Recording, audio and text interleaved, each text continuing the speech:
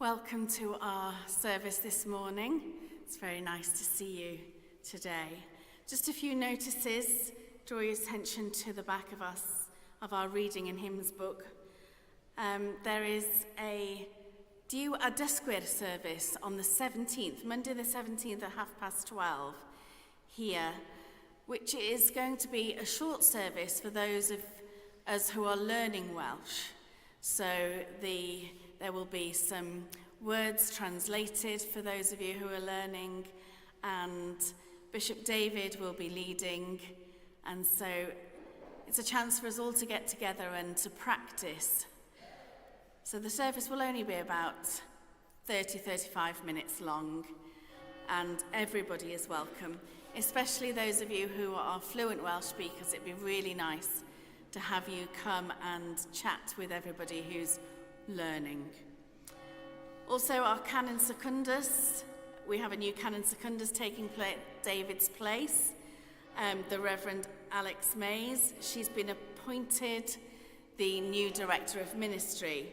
She won't be here as David was. She has more work to do, different work to do than David. She'll be moving around the diocese, so she won't be here on a Sunday, but she will be here for special events, and we hope to see her in her role as Director of Ministry. And of course, the most important for us coming up is Josie's ordination, and there's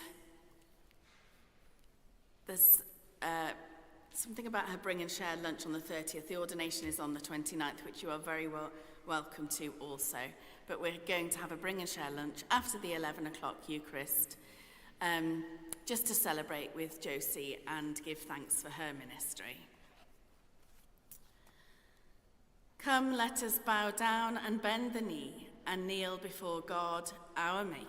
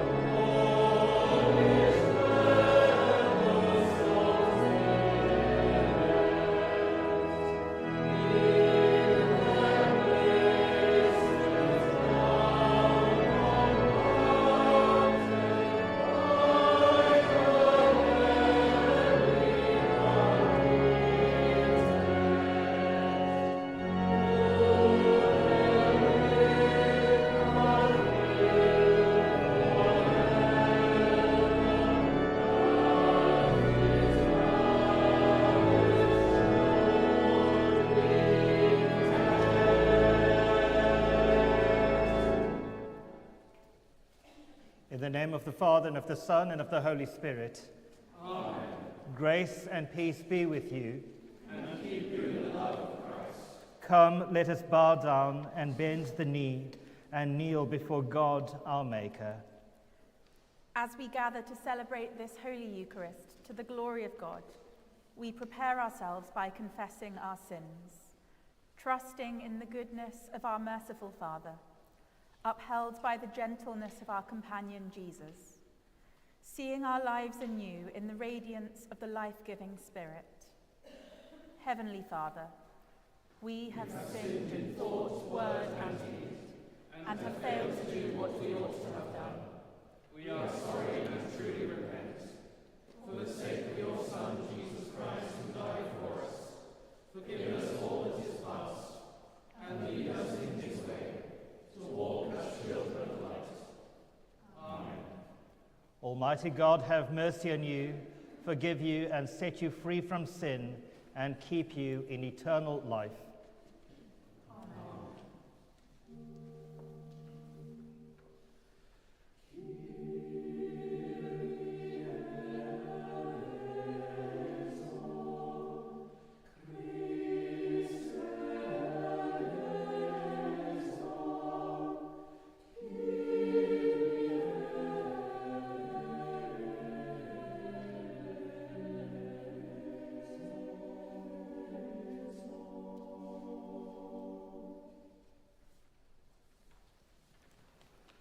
Almighty and merciful God, of whose only gift it comes that your faithful people do unto you true and laudable service, grant, we beseech you, that we may also so faithfully serve you in this life, that we fail not finally to attain your heavenly promises through the merits of Jesus Christ, our Saviour.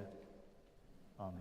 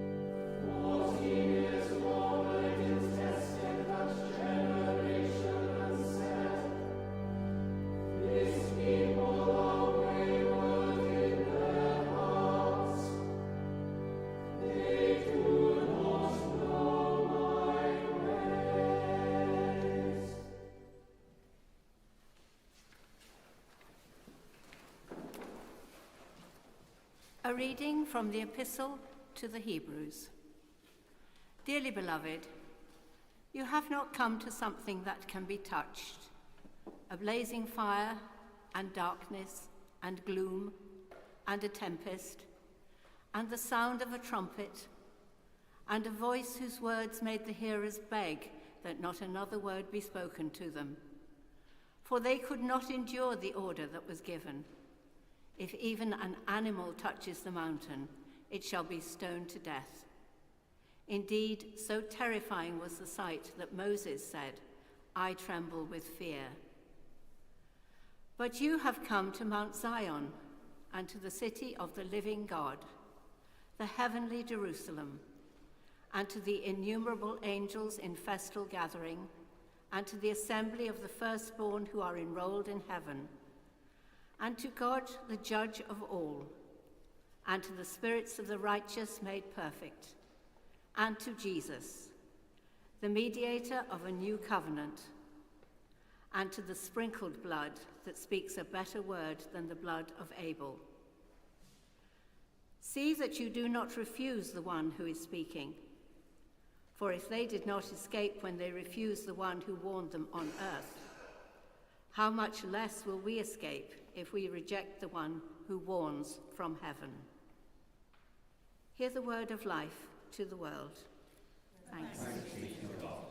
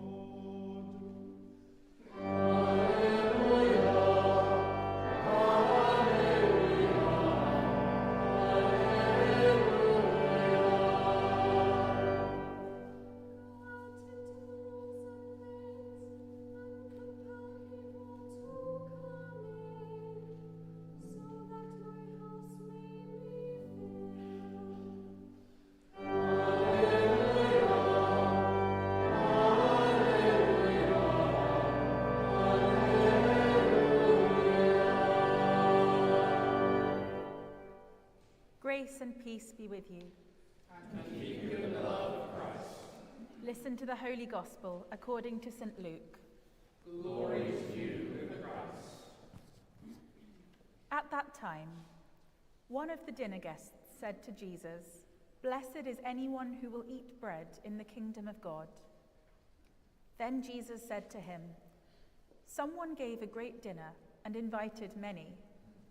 At the time for the dinner, he sent his slave to say to those who had been invited, 'Come, for everything is ready now.'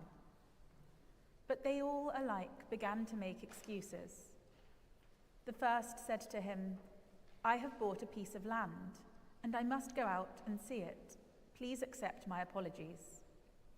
Another said, 'I have bought 5 yoke of oxen, and I am going to try them out. Please accept my apologies.' Another said, 'I have just been married, and therefore I cannot come.' So the slave returned and reported this to his master. Then the owner of the house became angry and said to his slave, 'Go out at once into the streets and lanes of the town, and bring in the poor, the crippled, the blind, and the lame.' And the slave said, 'Sir, what you ordered has been done, and still there is room.' Then the master said to the slave, 'Go out into the roads and lanes, and compel people to come in, so that my house may be filled. For I tell you, none of those who are invited will taste my dinner.' This is the gospel of our Saviour. Praise to you, O Christ.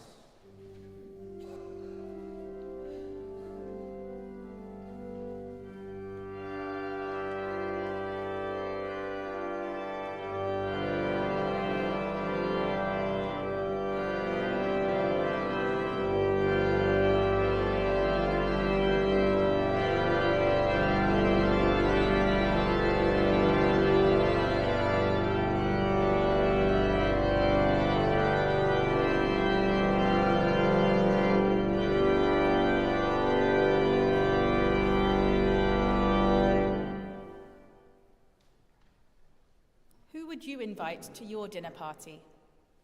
In the name of the Father, the Son, and the Holy Spirit.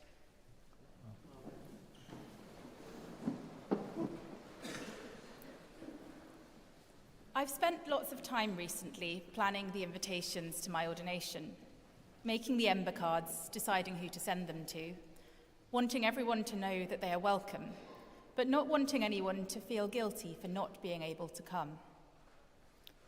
So I sent off all my invitations, and of course the apologies and excuses started coming in. It can feel hurtful when people reject an invitation, even in the case of my guests, with the most sincere apologies and the best of excuses. But the characters in today's gospel do not give sincere apologies. They give 3 excuses, 3 things they are prioritizing above the banquet. Possessions, I have purchased some new land. Work, I need to try out my new oxen. And relationships, I have just got married. How many times have these sorts of excuses prevented you from coming to church, from helping someone in need, from spending time with God in prayer? We constantly procrastinate with worldly things, missing church to cook the Sunday lunch, not making it to evensong because we've stayed late at work, going day after day without even spending a minute talking to God, because we're overwhelmed by the pressures of our busy day-to-day lives, so busy that we don't stop to consider that perhaps our lives could be less overwhelming if we just let God in. When the invited guests reject the invitation, the servant is sent out to bring in the poor, the crippled, the blind, and the lame. Those who spring to mind when we think about the needy, those people who are mentioned in our regular prayers. But still, there is more room, and the servant is sent out again with the instruction, go out into the roads and lanes and compel people to come in, so that my house may be filled. The servant is told not just to ask, but to compel these people to come in. These are those people who are so deeply oppressed that they have no one to fight for them. They are the people who hide in the shadows, who fall through the cracks, the stories that don't make it onto the news. These people must be compelled to come in because they are so far removed from us. They have strayed so far that they believe that they could never be welcome here, that they are not worthy to be forgiven.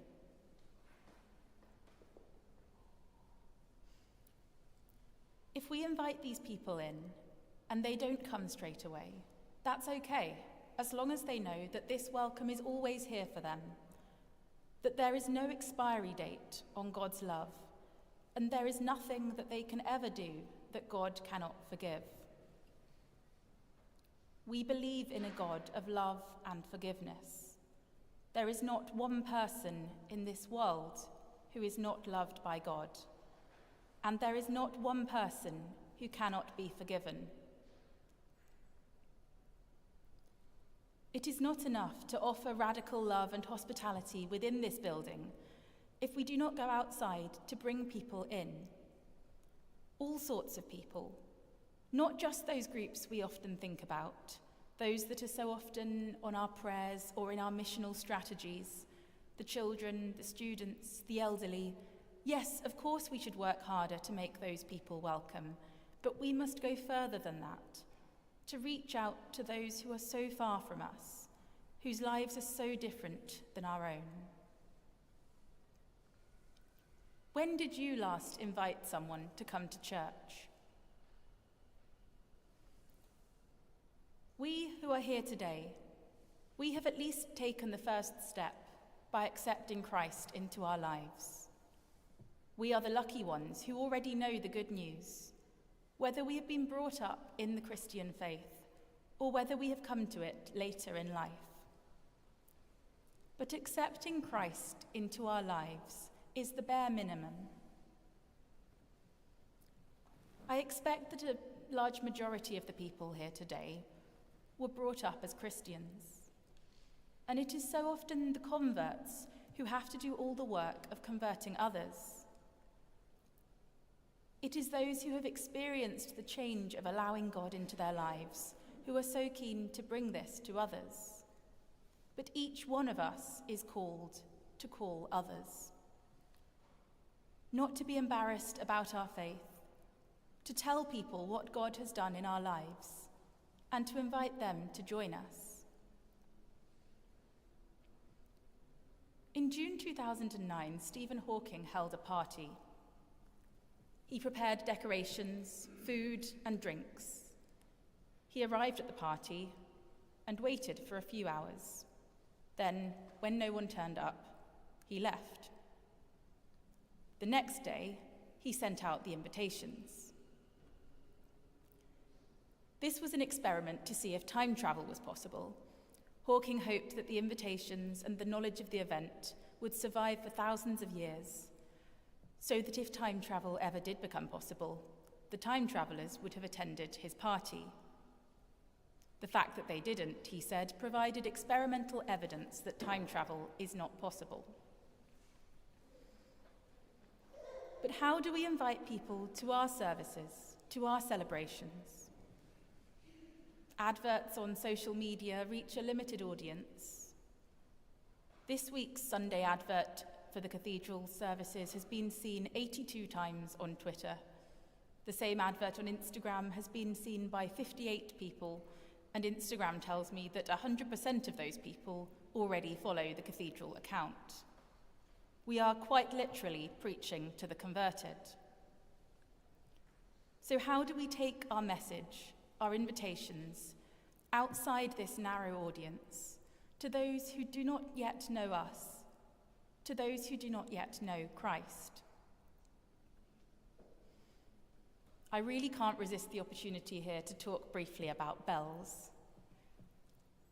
Before the Reformation, bells were generally hung on a spindle with their mouth pointing downwards and were chimed by pulling a rope. A major problem with this was that the sound was directed downwards into the church, therefore not much use for calling people to worship. Ringers experimented with hanging bells on quarter wheels, then half wheels, then eventually on full wheels. A major benefit of this is that the bell swings 360 degrees from the mouth up position right round in a full circle to the mouth up position again. Not only does the clapper hit the bell harder than it would if the bell were just being chimed gently, but more importantly, the clapper strikes the bell when it's 3/4 of the way through its swing, when the bell is horizontal with the mouth pointing outwards.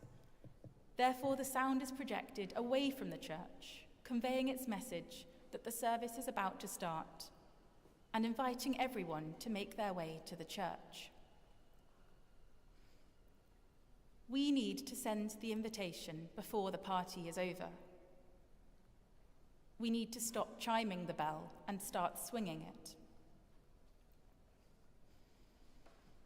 In 525, Daniel built his Bangor as an enclosure for his class, a sort of monastery, to create a space of spirituality and of safety. But nearly 1,500 years on, this building we are in today is not a monastery, but a cathedral church.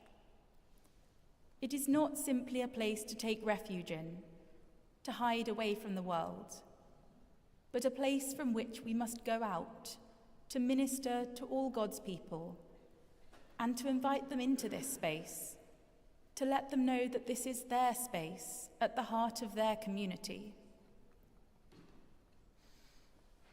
And just as Christians have done throughout the centuries, through our wealth, through our talents, through our time, we are called to maintain this as a sacred space in which everyone is welcome, in which everyone is cared for, in which everyone is loved, in which everyone can share in the foreshadowing of the heavenly banquet as Christ is made present here in the Eucharistic feast.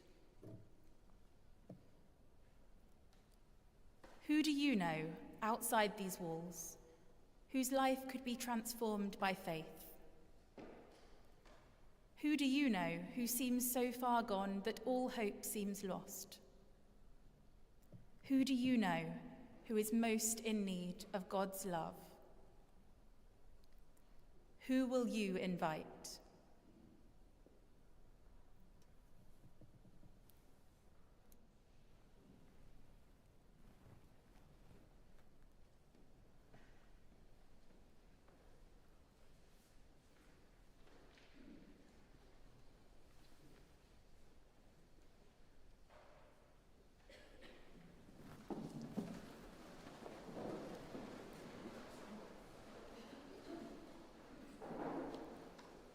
Together, let us affirm our faith. I believe and trust in God the Father, who created all that is. I believe and trust in His Son, Jesus Christ, who redeemed humankind. I believe and trust in His Holy Spirit, who gives life to the people of God. I believe and trust in one God, Father, Son, and Holy Spirit. Amen. With all our heart and with all our mind, let us pray to God.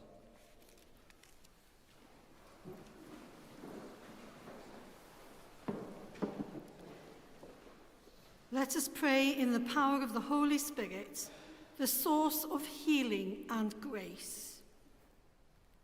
God, in your mercy, hear our prayer. Give to your church grace to be constant in all duties laid upon her, while looking always to the greater calling beyond this world. Heal her divisions and make her one in love, so that no evil can enter. God, in your mercy, hear our prayer. Come to the rulers of this world and make them know themselves to be responsible only to you, the ruler of all. Give to all who desire the good of humanity and shared will and a common purpose to work freely together. God, in your mercy, hear our prayer. Be close to us in our families, healing the doubts and conflicts that may trouble us. Teach us also to know that all members of our family, because they are yours. God, in your mercy, hear our prayer. Have mercy on those who have lost their power to resist the attacks of evil. Bless and enable those who work to relieve their suffering. And we remember today Dimitro, Svetlana Bogdan, Nita Edwards, Rhian Wynne, Josie, Abin, Alex, Jinesh, John Watkin-Jones, Helen Lincoln, Bill Lovelock, and Anne Parry. God, in your mercy, hear our prayer. As Jesus was raised from the dead, so grant resurrection and new life to those who have died, trusting in him. We remember today Josephine Darnell, Gary Barr, Bihais Yurkelmankan, Omanshi Abaji, and those whose ear mind falls on this day. Though their outward bodies have perished, clothe them in the new garments of salvation. Rest eternal grant unto those, O God, and let light perpetual shine upon them. May they rest in peace and rise in glory. We pray through Christ, by whom we are healed and empowered to be his people. Merciful Father, accept these prayers for the sake of your Son, our Saviour, Jesus Christ. Amen. He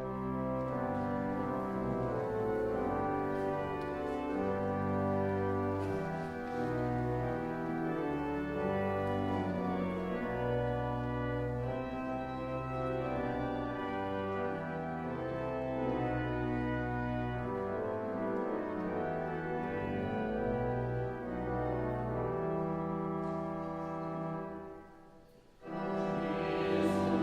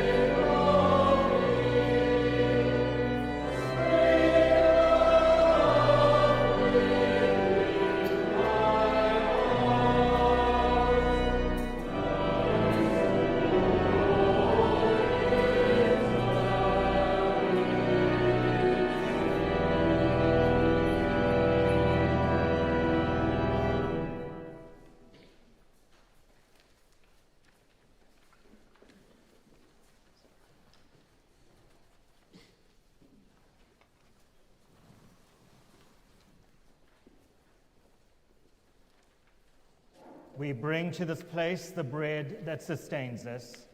It will become for us bread of life. We bring to this place the wine that mellows us. It will become for us the lifeblood of the Lord. Grace and peace be with you. And keep you in the love of Christ. Lift up your hearts. We lift them to the Lord. Let us give thanks to the Lord our God. It is right to give our thanks and praise.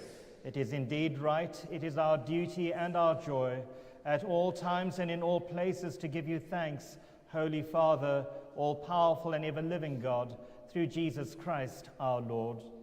For he is our great high priest, who has freed us from our sins and has made us a royal priesthood, serving you, our God and Father. And so with the host of angels and all the company of heaven, we proclaim the glory of your name and join in their unending hymn of praise.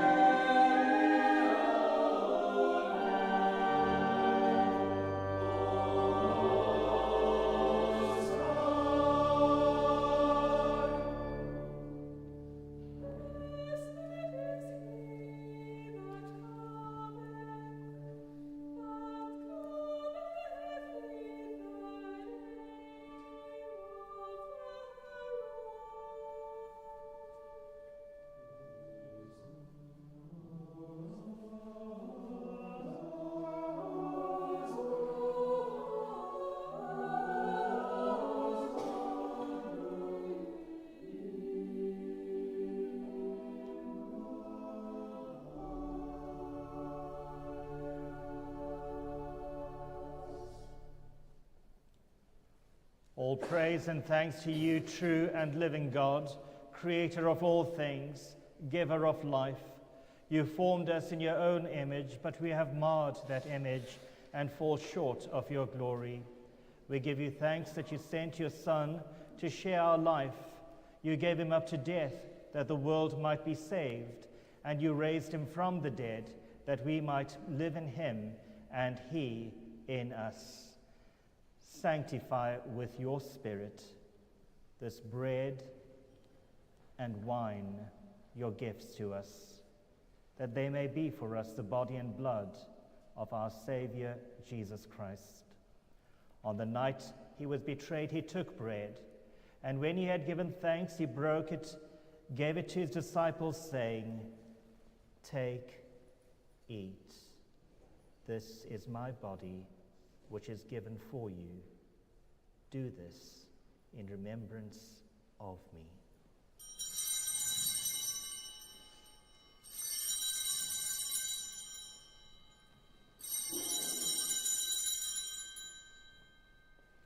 In the same way, after supper, he took the cup, and when he had given thanks, he gave it to them, saying, "Drink from this, all of you.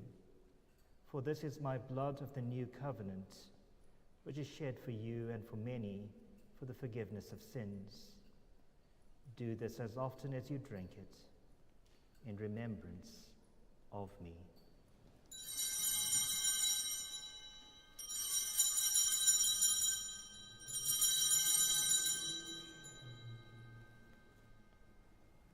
So let us proclaim the mystery of faith. Christ has died. Christ is risen. Christ will come in glory. As he has commanded us, Father, we remember Jesus Christ, your Son, proclaiming his victorious death, rejoicing in his resurrection, and waiting for him to come in glory. We bring to you this bread and this cup. Accept our sacrifice of thanks and praise, Restore and revive your people. Renew us and all for whom we pray with your grace and heavenly blessing. And at the last receive us with all your saints into that unending joy promised by your Son, Jesus Christ, our Lord.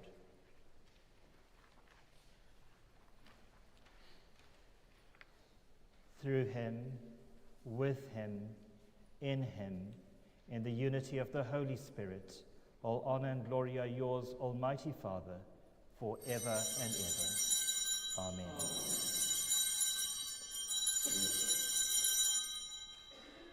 As our Saviour taught us, we boldly pray. Our Father, who art in heaven, hallowed be thy name. Thy kingdom come, thy will be done, on earth as it is in heaven. Give us this day our daily bread, and forgive us our trespasses, as we forgive those who trespass against us. And lead us not into temptation, but deliver us from evil. For thine is the kingdom, the power, and the glory, forever and ever. Amen. You consecrate us by your Spirit to make us one body, growing from separation into your likeness, our nearness the gift of your presence. The peace of the living God be always with you. And keep you in the love of Christ. We share a sign of peace.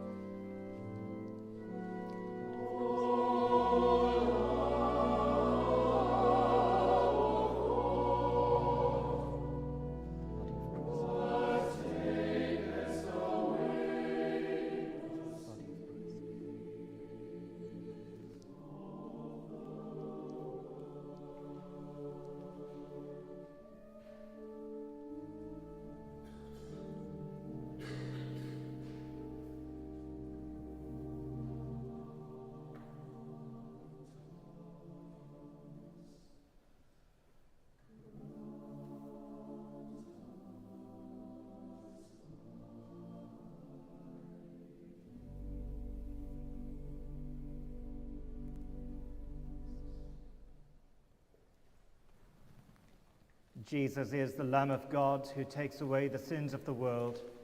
Happy are those who are called to his supper. Saviour, I am not worthy to receive you, but only say the word, and I shall be healed.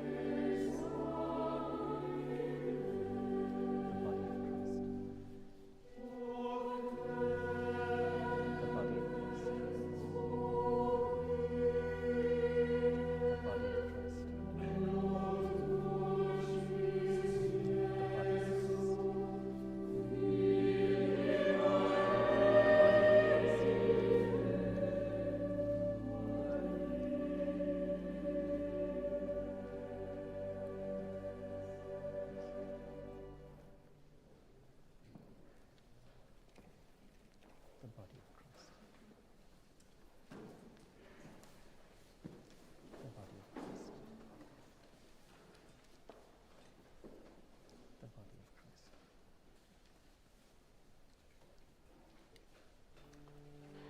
The body of Christ.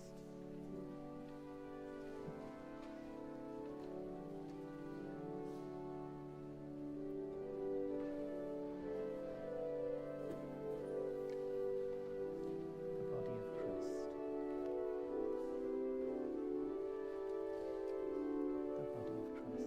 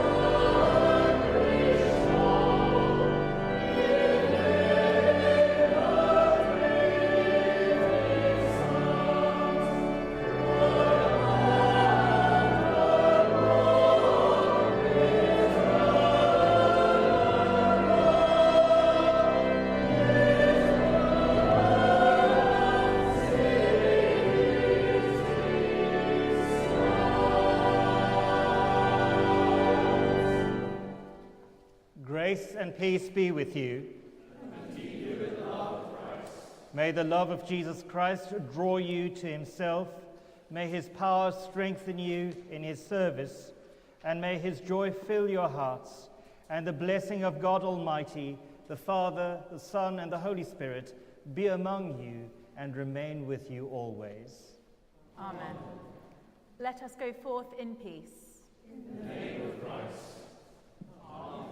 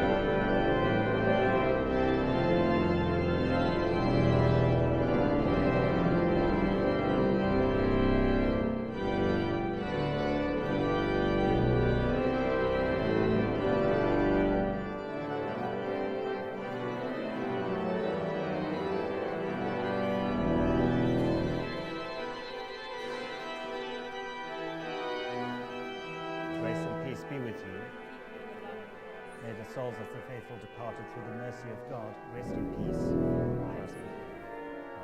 Amen.